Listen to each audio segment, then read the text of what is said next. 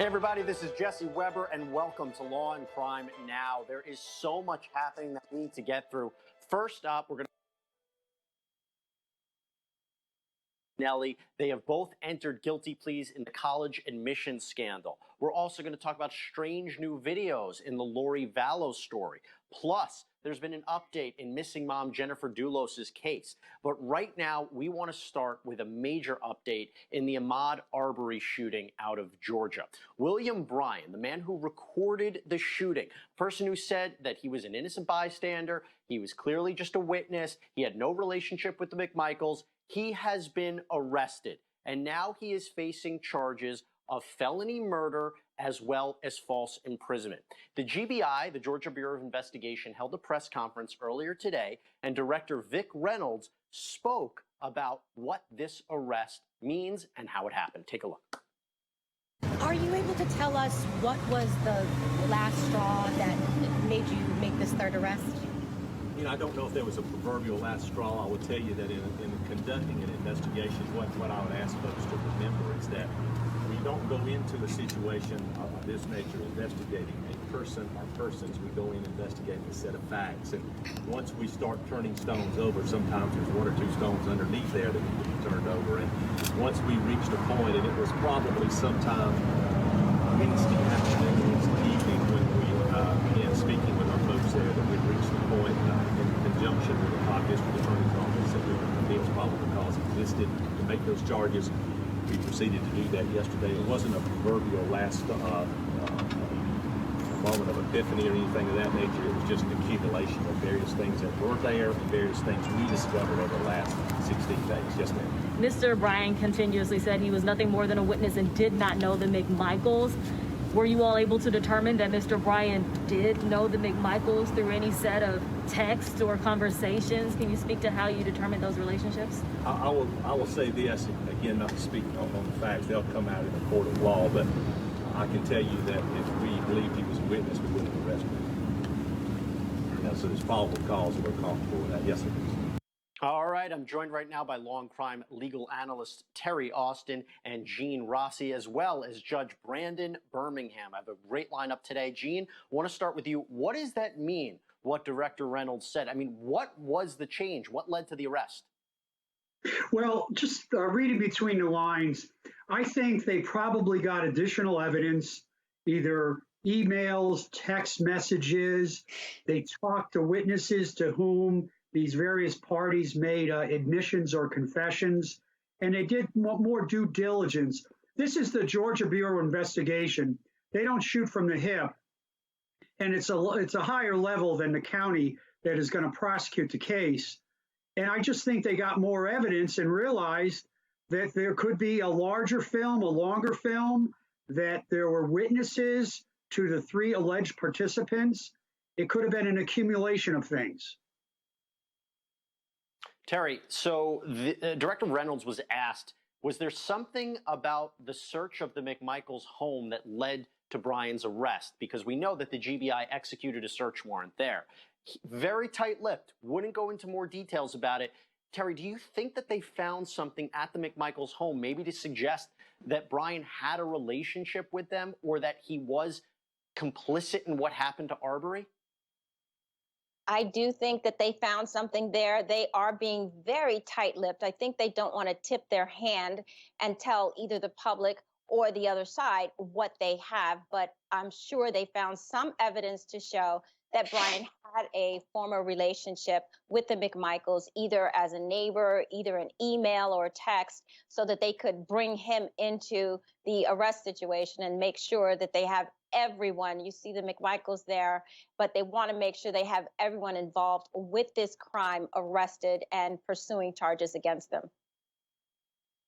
Well, let's not forget, he was the one who took the video, yet evidence came out that Gregory McMichael was the one who helped release the video. So what was the connection between these two? Judge, want to turn it over to you. So he has been charged with felony murder and criminal attempt to commit false imprisonment. What does that mean in this case? And is that the right charge? Are those the right charges? Well, the felony murder rule basically means that if you are committing one felony and during the course of committing that felony, a person is killed, then you are guilty of what they call felony murder. The ideas to dissuade people from committing felonies in the first place, certainly when violence is foreseeable. This charge, this conspiracy, this idea that they were acting together implies a relationship. It seems like what we can infer from everything that's happened over the last couple of days is that a relationship has been uncovered that was previously unknown or undisclosed by the witness. And that's where you might be getting these charges for a conspiracy, an agreement to commit a felony, perhaps with the McMichaels, and that death results, and there's your felony murder. It'll be interesting to see how it plays in the future. Right, and the idea that he was actually trapping him in with the car, that's the big thing. The idea that he was, Brian placed his car in a position where Arbery couldn't escape. I guess that's the false imprisonment idea. Now, this was something that was brought up a little bit more to Director Vic Reynolds earlier today when he was asked more about the investigation and arrest of Brian. Take a look. Mr. Brian, has he provided any additional footage from that cell phone? In other words, was there more than the 36 seconds that the public has seen?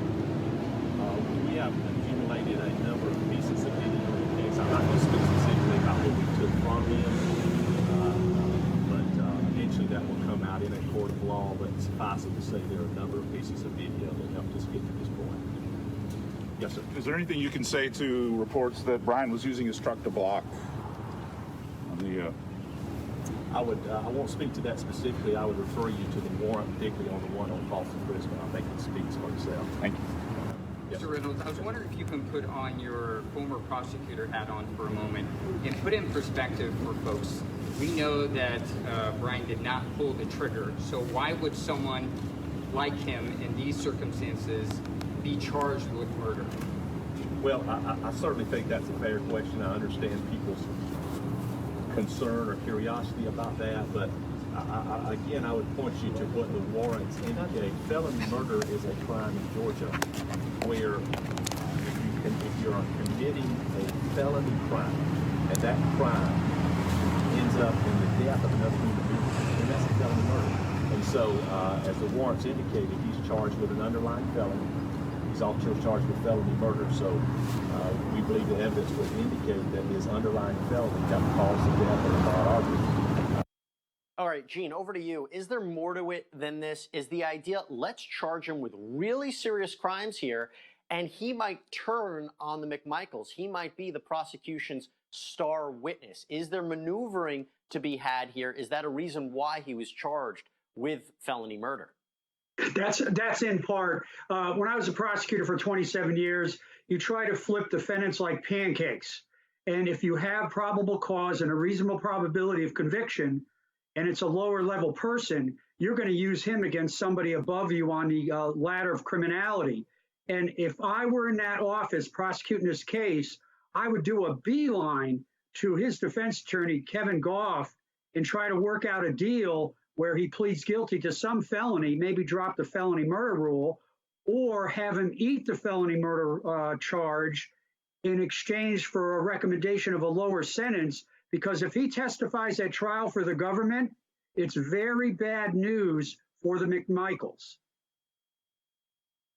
So let me ask you about that, Terry. Kevin Goff, who went on CNN, he's been doing these interviews. He's been criticized by many legal commentators that he's not effectively representing his client. And the question is, did he or did the defense in any way hurt themselves by doing a lie detector test, by going on CNN? In a way, did it ultimately lead in a way maybe to this arrest? Was there something that was wrong here? Because he went on TV and even commented on his client's intelligence. Your thoughts on that, Terry?